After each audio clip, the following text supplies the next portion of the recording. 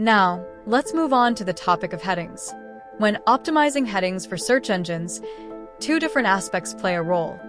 Firstly, the heading hierarchy, and secondly, the integration of keywords into the headings. Let's start with this point. In general, my tip is to integrate the main keyword of a landing page into the main heading, as here, for example, on my homepage. I also integrate the main keyword or a very similar variant of it into the other headings, but not in every heading because that would be too much and everything still has to seem interesting to the user and not too overloaded.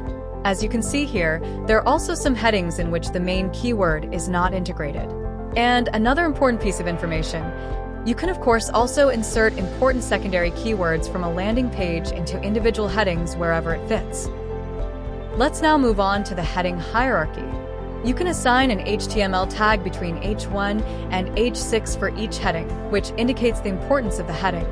H1 is the most important and H6 the least important. Technically speaking, this is usually not difficult. For example, here in WordPress and Elementor, I can simply select the HTML tag for each heading widget. Or in the text editor in almost every content management system, you also have the option, if you want, to mark individual words and then mark them as headings.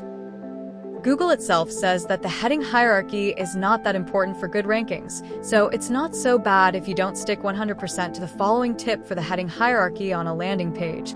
But in terms of logic and the layout of the page, it often makes sense to have exactly one H1 heading. Then you use an H2 heading as the heading for each section, and all subheadings in a section are then H3 or H4 headings.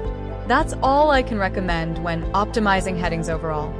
In general, I think that integrating keywords into headings is more important for SEO success than the heading hierarchy.